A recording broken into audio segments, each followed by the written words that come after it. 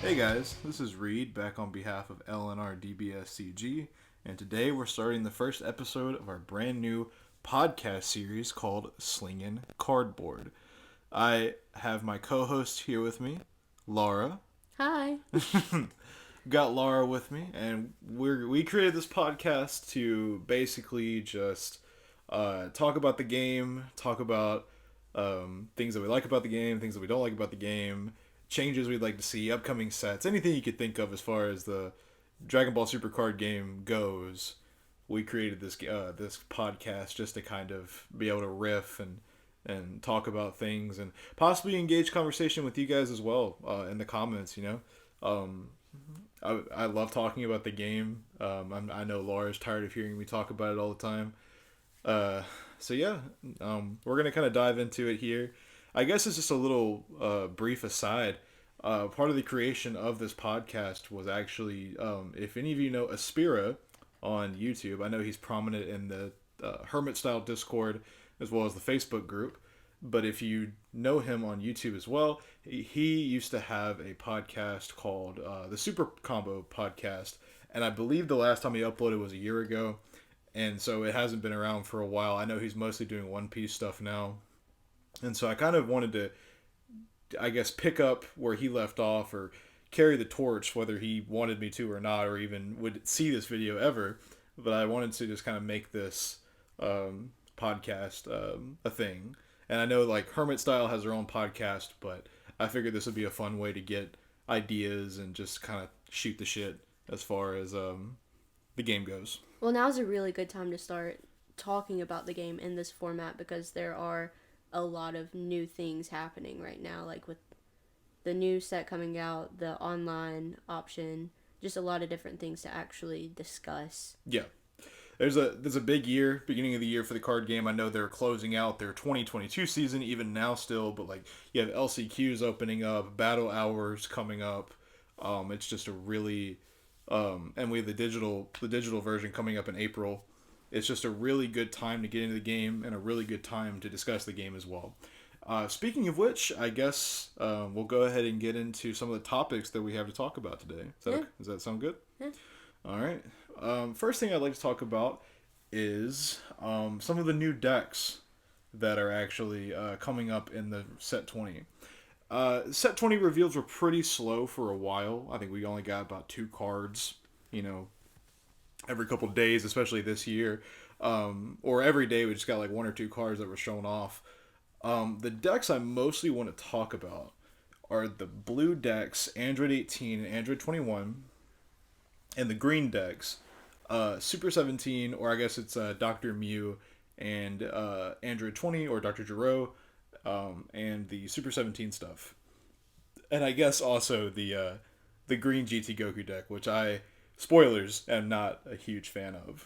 But yeah, we'll go ahead and me and Laura actually have the Facebook pulled up here, so if you guys are listening to this or want to kind of follow along with what we're talking about, um, I'm gonna get the Facebook pulled up here myself, and we're gonna kind of just read along and look at some of the stuff. I will say right off the bat with Android 18, I think the deck seems really good. I think is like a mid-rangey slash slightly aggro blue deck. 18 brings a lot to the table. Blue is objectively the best color in the game right now. I think no questions asked about that. But I am not sure how 18 is really going to fit in the meta, but I think she'll do fine as far as I'm concerned. One thing I really like about the deck aesthetically is if anyone plays the Dragon Ball Fighters video game, this deck is completely modeled after her storyline in the Dragon Ball Fighters game, and I think that's really neat. And I believe Android 21 is, obviously she's from Dragon Ball Fighters. Her deck kind of follows this same, I guess, formatting as far as like the art style and the references they use for the different cards. I like the Android 18 leader because the art's cool. Yeah, Laura's not as nerdy about this shit as I am as far as like following the archetypes on Facebook when they're posted. And I'm bad about forgetting about what a lot of the archetypes do. Well, I think the leader looks really pretty. No, I think the Awakened foil is gonna look really good. Yeah. Especially this past set. Set 19 foils looked really good, so I'm sure set 20 foils will look just as good. Um, but I really another big thing I love about this deck too is all the Krillin love. Krillin is very underrepresented in this game, and he actually has a lot of really cool boss monsters and a lot of really cool um, cards that he's getting. And I will say the Krillin stuff is really neat as well because a lot of it's generic blue, and you can play a lot of these cards in blue decks, and just you don't have to run anything if you don't want to play 18, but you want to splash some of the generic Krillin stuff in there, and I think there's a few generic 18 cards in there. It is really, really quite good, and I love when they make generic, good monocolor cards. I'm a big fan. But 18 gets her own unison in this set, and I think the unison is really good. Obviously, it fits the archetype super well. Again, a big problem is 2-drop unisons are very easy to kill. You've got the Gohan Rare green card that negs 3 markers off. You've got Smoke Dragon who kills anything that is 7 or less markers or 2-drop or less. And you've got like Sen Shenron who has a lot of unison hate built into it. The upcoming GT Goku, I believe it's a 6-drop GT Goku and Android 18 card in the green deck, has a lot of unison hate. So it does make me concerned that the deck might lean too heavily on the unison, but at least from what I'm reading, the unison just seems like a nice extension of the deck and does not seem to center around the entire archetype. So I think that's fine. And I think that you'll probably just end up running Boo Unison like every blue deck does, unless you just really want to run something in archetype. But yeah, I think 18 looks really good. I think a lot of the cards look really good. And I really love that Krillin's getting some love. I will say probably the craziest thing about 18 is all the Z battle cards that you can cheat out. There's a lot of Z stack stuff. There's a lot of Z stack to the Z battle cards that allow you to cheat out a lot of the 5-drops that are just absurdly strong, and you can just play them for free essentially, or for like 1 energy. So you got like the Krillin Excel Dance, Android 17 Excel Dance. There's just so much there to play, and I'm a big fan of the Z cards that I've seen so far in this set, and especially with 18. Moving on to the next archetype they've shown, which is Android 21. I'm not gonna harp on 21 too much. She looks insane. I mean, she has a really good boss monster. The deck itself is awesome, being able to tap down your opponent's energy, or not energy, but like putting cards in their battle area and being able to tap down their battle cards. And even if your opponent, I was telling Laura about this last night.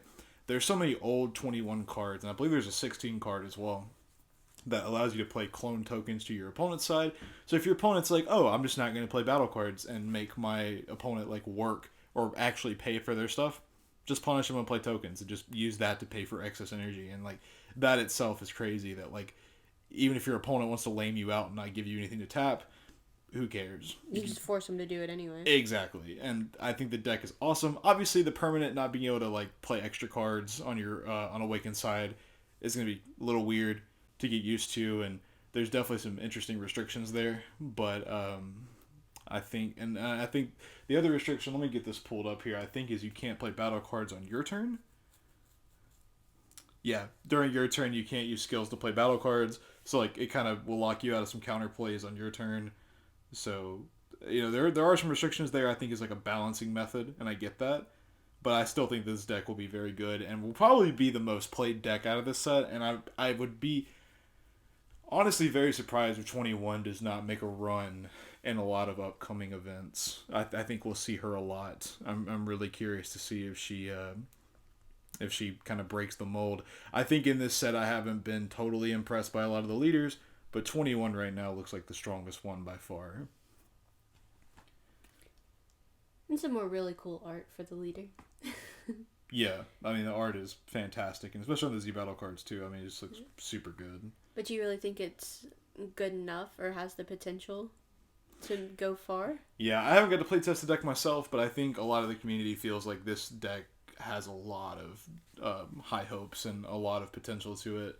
I definitely could see it, really making a run in a lot of events and being a really good deck amongst the group. It really depends too what the ban list is looking like.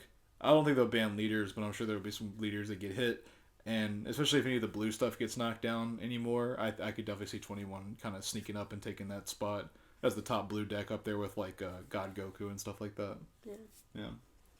But I think it would be fun to see this deck do really well. Yeah. Um.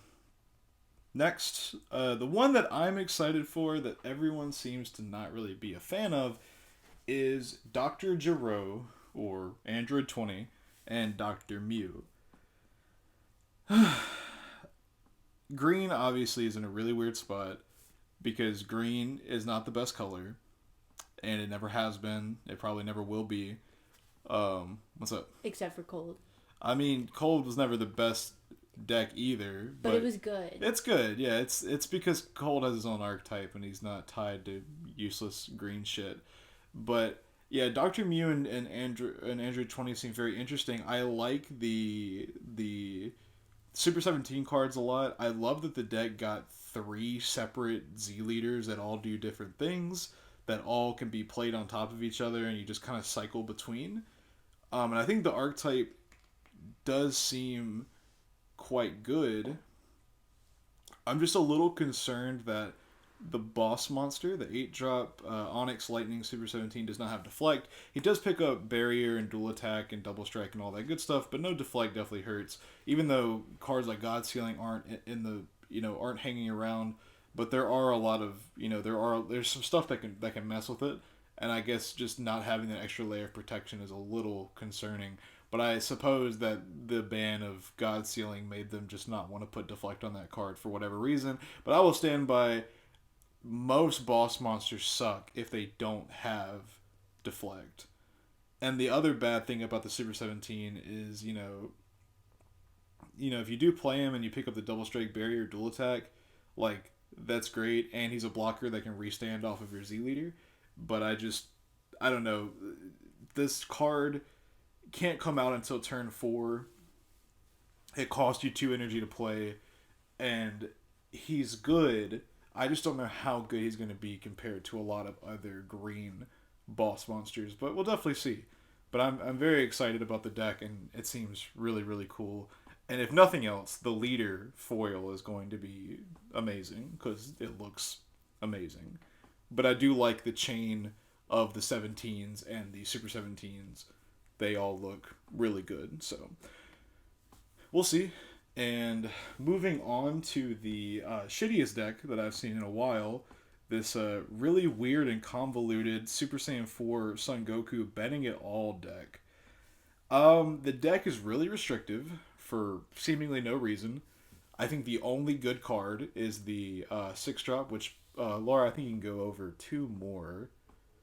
Yes, the 6-drop Son Goku and Android 18, Vital Teamwork. Now, this is one of the points we're going to talk about with Unison removal, and I guess we can get into it now with this. So this deck, this card specifically, doesn't have to be played in its own archetype, which I think is really cool. Green does get a new battle card that they want, Dual Attack, Deflect. It's a good card. 20, I think it's a 20k. Yeah. Yeah, 20k, Dual Attack. It just outright removes 3-drop Unisons. Now, 3-drop Unisons have become a lot more played because of cards like Smoke Dragon that just outright kill 2-drops. And then they released a card like this that just outright kills 3-drop Unisons. Laura, you are a staunch defender of Unisons, and you think that they're a little too new to be, I guess, neutering this hard. It gave me your opinion, but for the listeners. Yeah, no, I mean, I don't feel like Unisons have been around long enough to already have so many cards that can just get rid of them. Like we talked about, I understand that Z Battle cards are a new thing, and you have, like, the new Z stack, like, all of that going on. But I do think there's a way to still include Unisons and not make a player, like, worried to pay energy for a Unison that can just get removed the next turn. Yeah. I don't know, but it's, I guess, tough for me too because I don't always rely on a Unison anyway. I don't play my unisons very much, but that's just because you and I play so much and you are really good about hitting my unison early on before I can really build up enough markers to do anything big. Yeah. So I don't know. I guess I'm just kind of torn between it, but I do think that there's a lot of unison hate right now, and I don't know if I like it. Yeah. One thing I will say, and we talked about this too, is unisons have been around for about like 10 sets. I want to say set 10, Rise of the Unison Warrior. I think that was set 10 is when unisons were released, and you know they've been around for a while, and they've gotten a lot of chances to be uber powerful and a lot of chances to be really bad. So like they've had their time in the light. And again, I mean, this card is tied to green, so like it's unison hate, but you have to play green to use it. So Well, that, but you also have decks that rely on their unison. that was And that. so that, like, Yeah, just eradicates those decks. and that's what I was gonna say too. I mean, I think I think Bandai went through a really weird time where like I really noticed it around the Cross Spirits when we first started really playing. Was it felt like, excuse me, a lot of those decks really required you to have a unison to awaken. Like a lot of them were like, if you have a 2-drop unison, you can awaken. If you have a 3-drop unison, you can awaken. Which, I mean, like, your opponent's not going to kill your unison on your turn most of the time. Like, that just doesn't really happen. They mostly kill it on their turn by swinging and then comboing or doing something or using an effect from a battle card like this. But it feels like they got away from that because they realized that like that's a really shitty way to like balance the game out, is to like force decks to run a unison, like a specific unison. I think one deck I really think about is, funny enough, the other GT Goku, the yellow one from Cross Spirits, the Hellku as some people call it, the yellow one that required you to run the 5K Android 18 unison, and those like all those unisons were pretty bad because the Topo was a 5K, he was for Jiren. Android 18 was a 5K, she was for GT Goku. That unison was good for the deck, but that was it. It had like no flexibility or anything like that, and it was good for the deck. But again, that's the problem. Is like they pigeonholed a lot of decks to require a unison, and they try to give some support. Like Hellku did get recent support in a few of the promo packs for tournaments and stuff like that, but overall these decks really suffer needing from like unison to really do anything and be relevant. And that is I see that Facebook talk about that a lot. Just like the unison hate feels weird because like it feels like they just got introduced and then we're sitting here being like, no, fuck them, get rid of them. So but I do like that card. I really do because then you think about unisons like Majin Buu that are just really really good for seemingly no reason, and every blue deck runs them. Which we're gonna get into this talk later, but I could see Majin Buu getting banned in the upcoming list. So we'll see going into set 20. But he's one I really think about a lot. And then like Vegito, you don't want to get -7. You want to make sure you're keeping him low on markers, and outright killing him is really good because he's good in any union-based deck. You're going to run him. I mean, Cell, Green Boo, Go Tanks, anything that does a lot of union absorbing, Union Fusion, the Gogeta deck, whatever, you're going to, you're going to want to deal with them. So Yeah, that's exactly the unison I was thinking of you hitting early on, so I can't get those don't want to get markers, -7. yeah. That -7 is terrifying, and I don't want to have it happen. So I do think cards like this are good for the game. I think they're needed, and I think them being tied to a bad color is not necessarily a bad thing. But I'm glad they didn't make this tied to the GT deck necessarily. You can play this in any green deck that can really need it or run it. So I think it's fine. But yeah, those are the decks you really want to talk about. Obviously, there's like Black Cumber, whom I'm really excited about, and I've gotten to test. But we'll talk more about these decks later once we get a chance to really test them. I know a couple days ago, DBS Deck Planet did not quite have them up yet, so I haven't really got a chance to really play much. And you can sit on that too. We're going to talk about Secret Rares here in a minute. And I guess talking about the set, we'll just go right into the Secret Rares they've shown off. I think the only two they've shown off is the Vegeta, you are number one, and they showed off Cooler today. Yeah. We'll start with Cooler because Laura's actually going to pull up on the Facebook.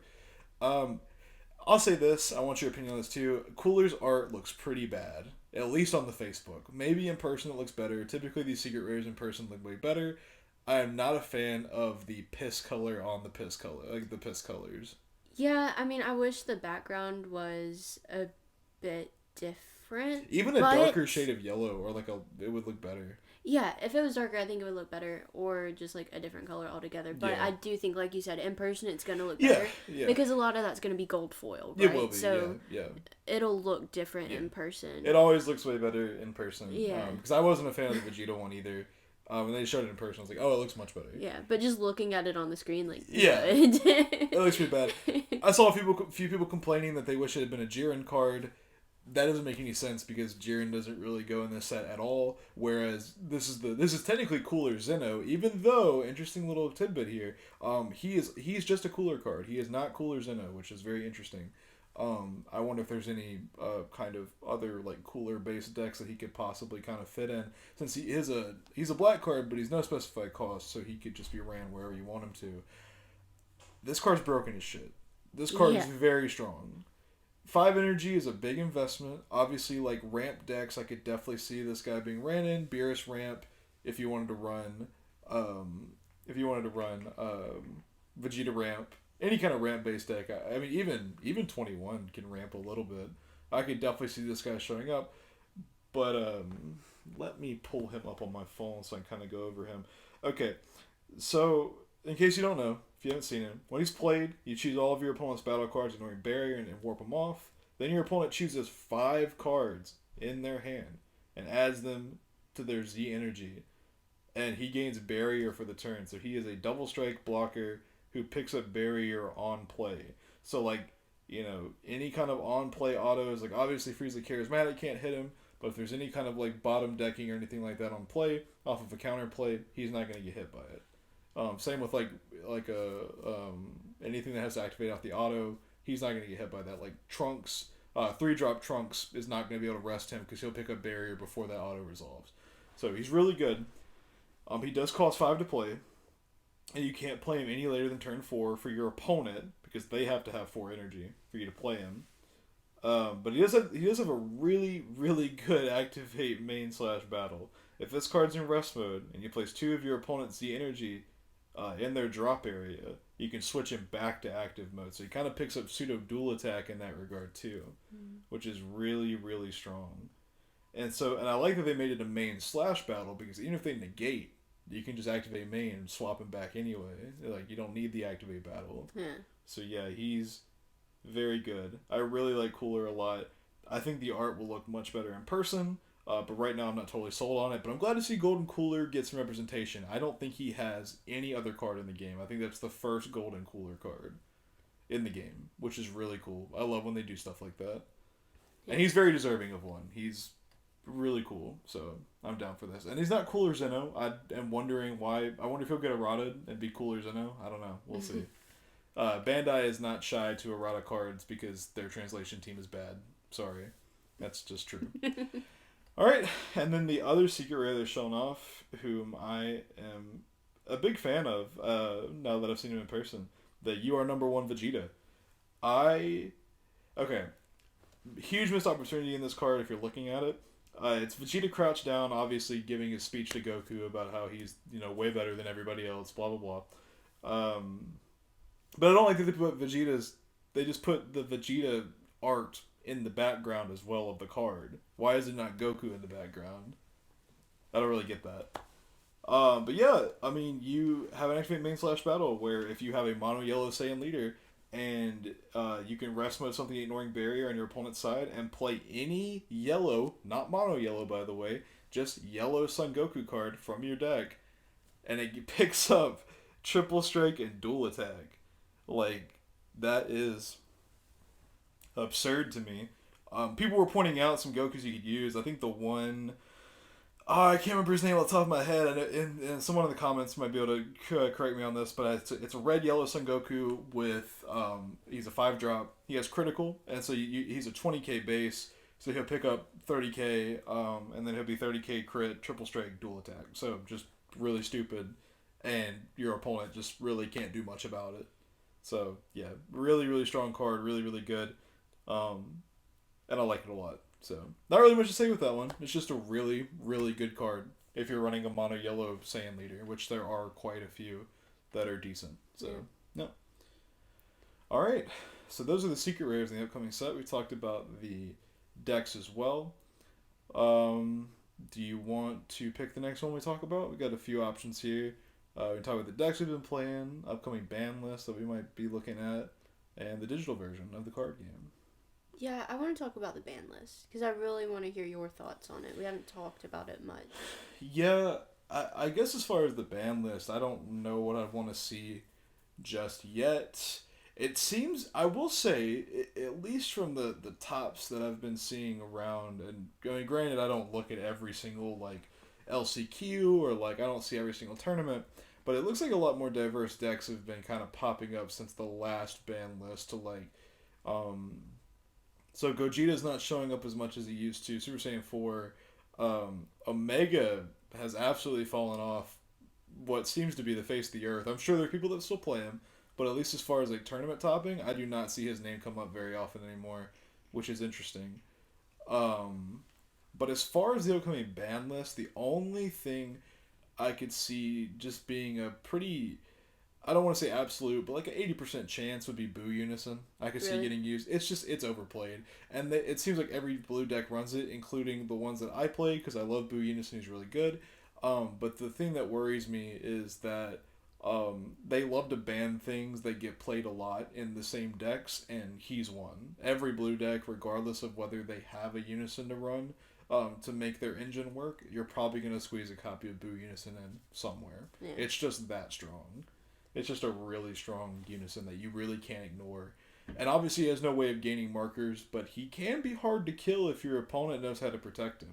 I mean, if your opponent can lay down some blockers, if your opponent can throw out some negates and just not care, I mean, there's definitely he'll definitely stick around. So, um, it's a that's the only card I could really see getting hit. I was watching Joey's video. If you know Joey, he is Crossworld's TCG, probably the most popular Dragon Ball Super card game YouTube channel, aside from like maybe Stage Zero and Eggman. But if you know Joey, uh, he was talking about maybe Dimension Magic getting hit. Really? Well, they hit Sensubin, the Yeah. old ass card. They hit Sensubin finally, which you could argue back and forth all day about whether that needed a hit or not. Or I guess they didn't hit it, they like ban it, but they eroded it. Right. And so with Dimension Magic, um, he was saying that it was something with the 21 deck. I think there's a negate in there that seemed like they were just gonna outright hit Dimension Magic. But I mean, it's an old card. It's been around since Set 5. It's a really good card. You put it in any blue deck, and it's your main negate that you're wanting. And so, it's just really strong. I could definitely see them touching it at some point. Maybe a one of. Yeah. Maybe just outright banning it. I don't know. I don't know. I hope they don't. That's tough though. Yeah. Because they just hit Sensubin, and that's another good card. But blue is still good. Yeah. Blue's been good for the past two formats, and blue will. I don't know. Blue just always seems like it's good, and so I am just a little worried that they're gonna be like, okay, well, in an effort to kind of help out other decks and other colors, we'll just go ahead and get rid of Dimension Magic. Yeah. It's had its time in the sunlight. It's been 15 sets that it's been alive for, so I mean that's a long fucking time to be a staple in every blue deck. I mean there is Whis', oh man, what is it, like Whis' Coercion or Whis' Confidence or whatever that card is. That's basically a baby Dimension Magic. You tap one, and then instead of untapping two energy, you just untap one. So, I mean, they could be like, no, just play that card instead. Yeah. Like, just, you're a Dimension Magic, play that card instead. And I think the big thing with Dimension Magic is it's a free play. If you're Sparking 5, you can just take a life. Yeah. Yeah, so that's a big thing too. Yeah. I know they do want to mitigate free play as much as they can. So I could definitely see that getting hit. On the red side, I don't think there's anything on red that really needs to be hit. I look at the Facebook all the time to see what people are complaining about. I haven't seen too much calls for bans as of late. But as far as the red side, I don't see anything. The yellow side, I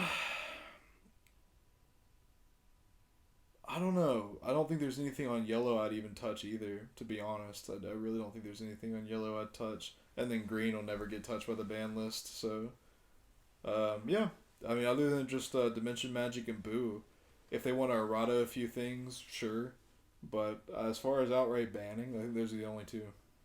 So you think the game is in a good spot right now? Very. Like as far as not really needing to ban cards for other decks to be playable? Very. And that was my original point with like it seems like in the past recent tournament toppings I've been seeing a very healthy mixture of all sorts of decks, and that to me is the sign of a healthy game. Is like seeing multiple decks top as opposed to like the same deck coming in like first through fifth, and then you get a few straight dogs here and there. Yeah. Yeah, but no, I mean it looks really good, and there hasn't been anything I just absolutely like hate to play against or anything like that. Nothing that's just outright too oppressive at this point. And maybe there's something we're missing, Yeah, but I yeah, mean, that's hopefully a good sign for the game yeah, that it's pretty leveled out at the moment as far as like continuing on with new sets and gameplay and whatnot. yeah, Just being in a good spot. yeah. Yeah. I agree. No, I fully agree. But that's all I really got on the ban list Yeah. as far as predictions. Joey's little comment that he makes, I didn't even think about it, and then Boo Unison, which people have been calling Boo Unison to be banned since it released. So it'll either happen or it won't one day. We never thought Godsend would get banned, and then it did. So you know.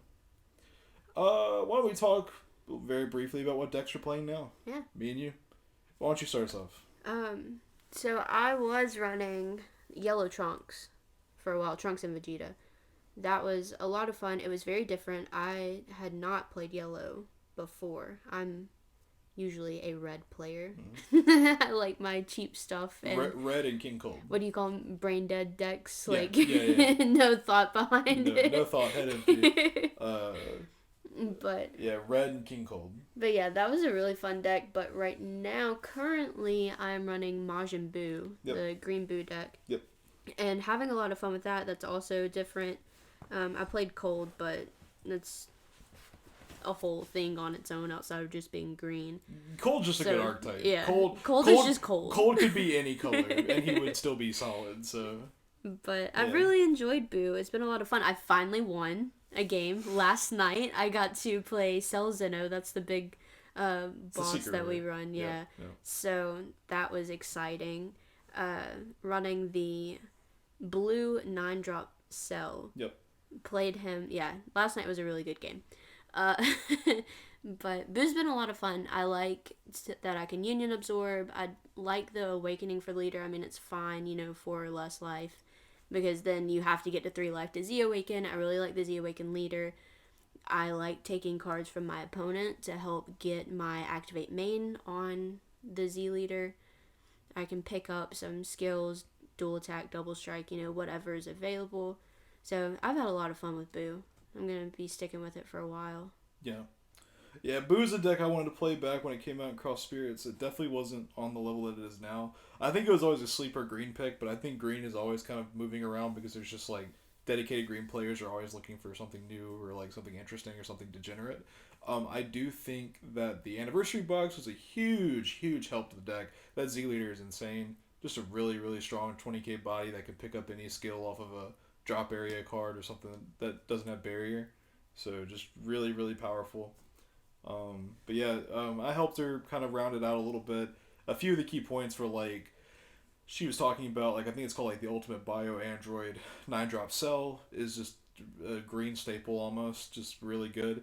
And then obviously Cell Zeno is really good because you can spam out those 4-drop Union Absorb Boos pretty easily. Yeah, I mean 3 energy total. Exactly. And you can have, the 3 out that you need. Yeah. Get the 12 and successors, so. Yeah, and I'm a big fan of decks that kind of you are in control of Awakening because like obviously your opponent can swing into you, but you're taking life and putting it underneath your leader to feed into your Union Absorbs. So like you're kind of in control of like how you awaken and when you awaken and everything. And so Zelzino is very easy to get out in that deck. The Toa to bean your leader and discard a card on the Overwhelm is really good. Yeah, and there's some really neat stuff you can do with the deck. I think it's a really solid green lead. I like the Piccolo card that we added in. Yeah, Piccolo Special Beam Cannon. That you can just play off of 20k if you have a 20k Goku. Son Goku. Yeah. Yep. That's been a lot of fun to have some variety in the deck too. Yeah, so we run the Sun Gokus we run are the both Kaioken Gokus, the one from Realm of the Gods set, the blue Kaioken, and then the promo card Kaioken. I can't remember what that card is called, but the one that has crit 15k, you can tap one energy and he'll gain plus 10k for the turn. So if you need to tap that extra energy to get the Piccolo out, that's fine too. Yeah. But yeah, Piccolo is really good, and that deck is really, really solid. But yeah, she had been on a nasty losing streak against me for a while, but she finally got a dubski yesterday, and she was really happy. I was happy for her too. She needed it bad. Yeah. So it was really good. And that's really it on your end, huh? Just those two? Yeah. Just Trunks and... I mean, I stuck with Trunks for a while. Yeah. Trying to make them work. Yeah. We put like the slug engine in there. Tried to make some stuff work, but as good as the deck is, I think we're just missing like a few key pieces. Like robotic riposte, I'd love to put more in there, but it's just so expensive. Yeah. I need more copies. That's really about it, huh? Yeah. What about you? So, I change decks like every day because I have an identity crisis and I get bored easy. Not with the game itself, just I like to play different things. I like to kind of make my brain work a little bit more, just playing different stuff. Because every color plays differently, every archetype plays differently. And so, sorry, Laura's computer's messing up over there. You can take a moment to fix it while I talk about this. But yeah, so I guess I'll go over two decks as well that I've really been playing. So the two that I've been playing the most is Pan, but I play red green Pan, and then now I'm playing Broly Surge because I'm just on this red green shtick right now that I really just want to make it work.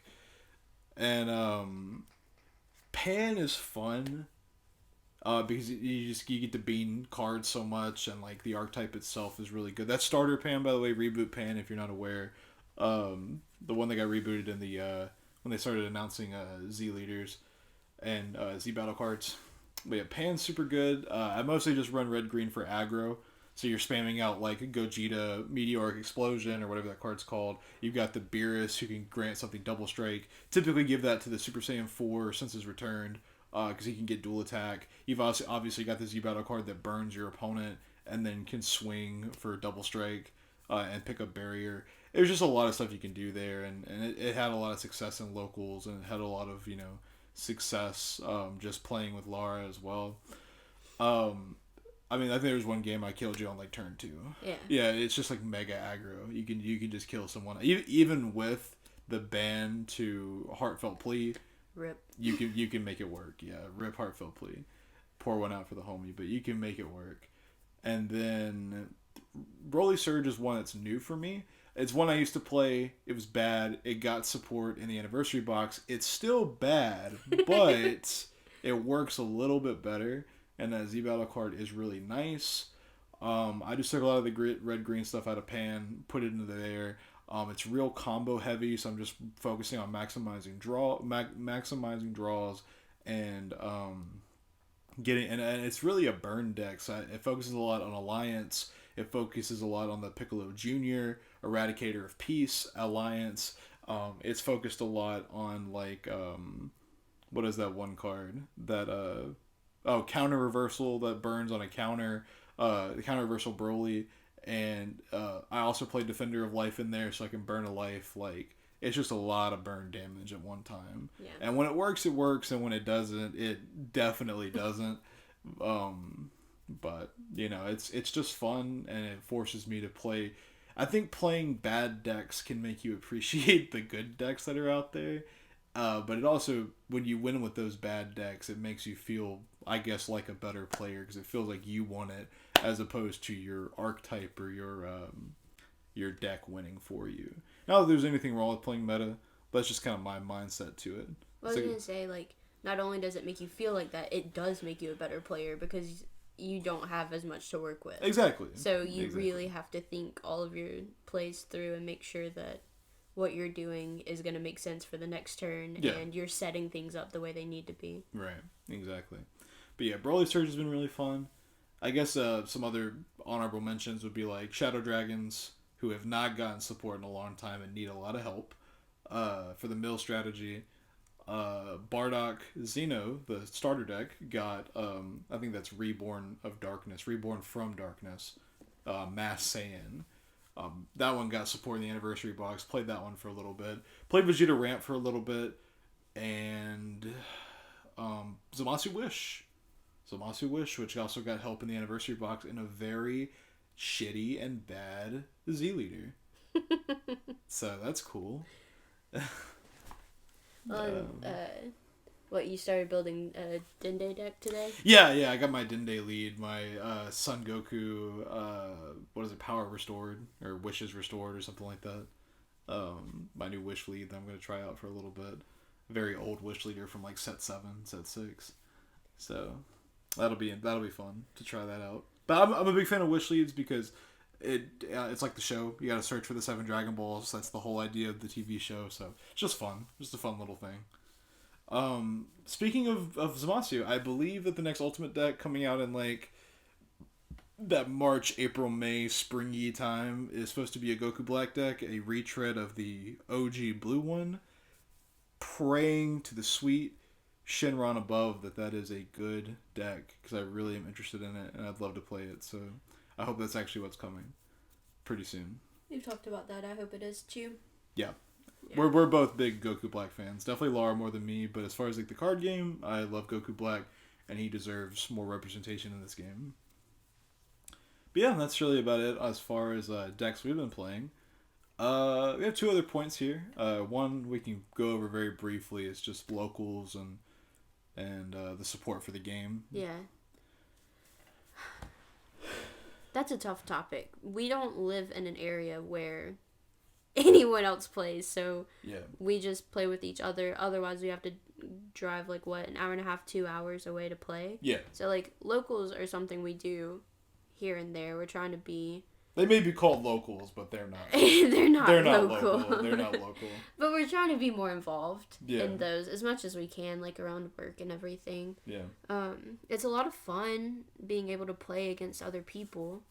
We just don't get that a lot. I know there's a lot of areas too. I don't want to act like this is a problem unique to us. Yeah. I see people on the Facebook all the time talking about whatever state they live in. It's really like we're based in Mississippi, so like this is really like Magic the Gathering centric state and Yu-Gi-Oh! And so like Dragon Ball was really popular when it came out like 4 years ago, 5 years ago, but it's not very popular now. So that is a big issue for us, is trying to find people to play with, because card games are expensive, and like I have a lot of decks, but like finding people that like want to try something new can be hard. It's surprising that a game like this hasn't caught on very well because Dragon Ball is such a popular IP, but I do blame Bandai a lot for their lack of support for the game. I understand that like One Piece, and then you've got like Battle Spirit Sagas or whatever coming out from them that are going to be probably pretty popular. One Piece is very popular, so I know that's going to attract a lot of attention right now. But it is a little disappointing that this game just can't seem to get its legs into a lot of areas just due to various different reasons. But yeah, like she said, the closest one we have is about an hour and a half away, and those guys don't always show up either, so it's really a shot in the dark on whether it's a good week to even go. But we do want to try to be active in our community because, it's the only place that really carries the game or like really promotes it. So we do try our best to be active in the community as much as we can. Yeah, and I mean, like at our local card shop, we do ask people if they want to learn. Yeah. We'll like interrupt games and be like, "Hey, do you have a minute? Like, can we talk about?" Yeah, but we just can't seem to find anyone to really stick around and play. Yeah. So that's really the hardest part, and we have decks that people can play, but it's just been really hard to find people to play with that really want to stick with the game. Well, and you saying that about like Magic being so popular, like we overheard the owner of the card shop talking about how like they have like certain standards, like they had to change out their floor so that it looked better. They had to get certain tables, like certain dimensions for the tables, and like they are really involved in what the stores look like, making sure that they're promoting the way that they should be, holding the right number of events, offering the right pricing. Like they're very involved. Yeah. And that's one reason that Magic does so well, because they are doing a lot to make the game be popular. Yeah.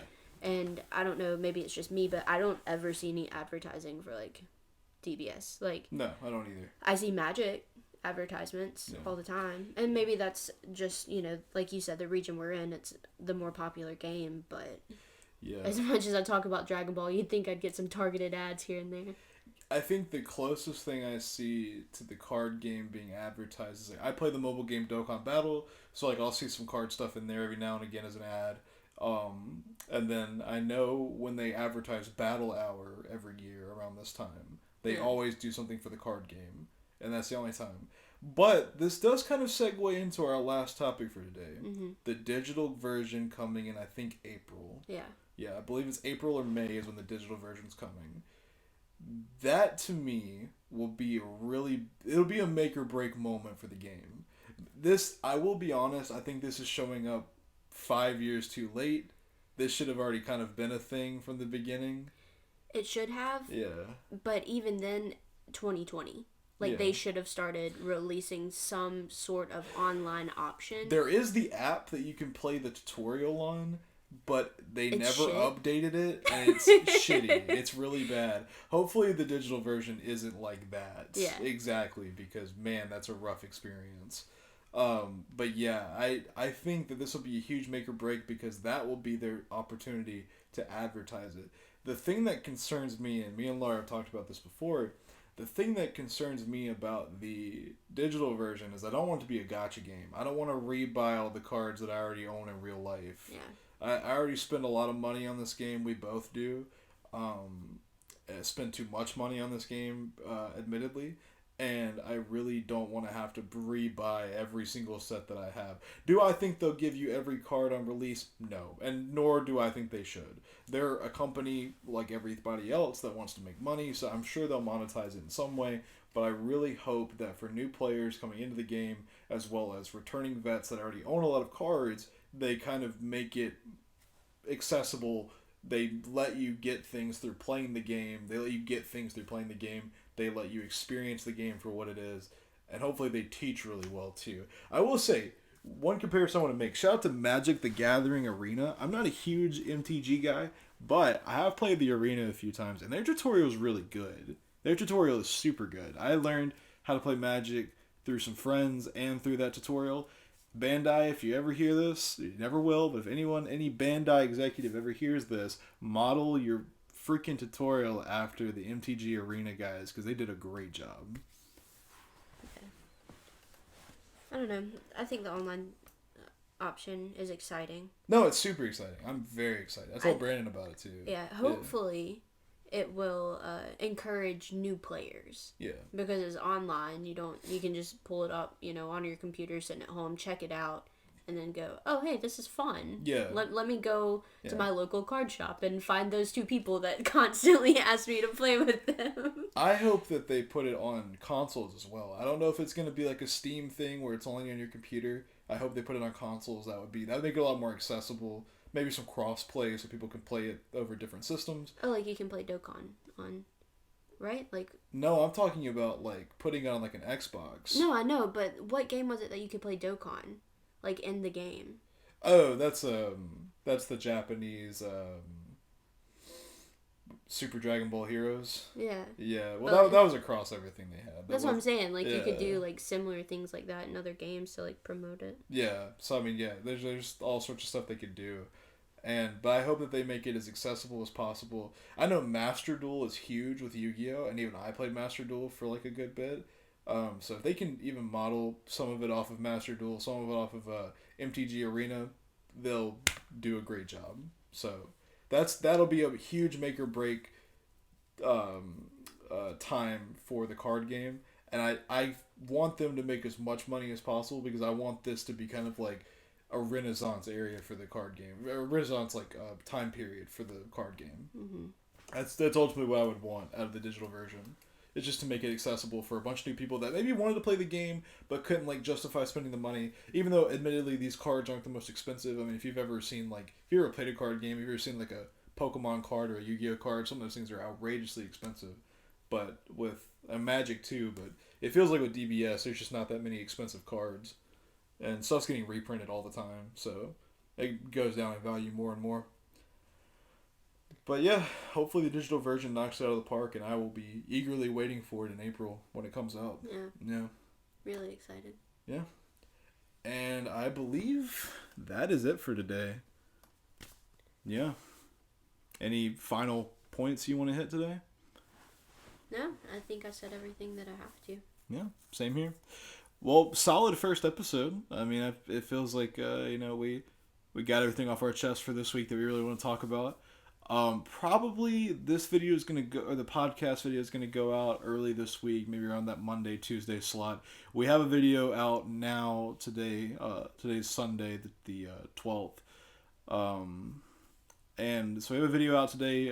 Red and green Broly Surge versus Majin Buu. Yeah. And so check that out if you want to. We may actually link that down in the comments if you guys want to check that video out. But yeah, thank you guys for tuning in. Hopefully this is a regular occurrence. We plan to do probably a podcast video every week, just so that way we can kind of let the cards develop and we can kind of get things to talk about for the week. And we'll keep you guys updated on anything that we're doing on our end as far as like any kind of promotion that we're doing for the game, or like any kind of events we might be going to as far as locals, or if there's any tournaments or anything we might be doing online. I'll definitely keep you guys updated. But yeah, for LNR DBSCG, this has been Reed and my co-host Laura. And thank you guys for tuning in, and we'll see you guys next time. Bye.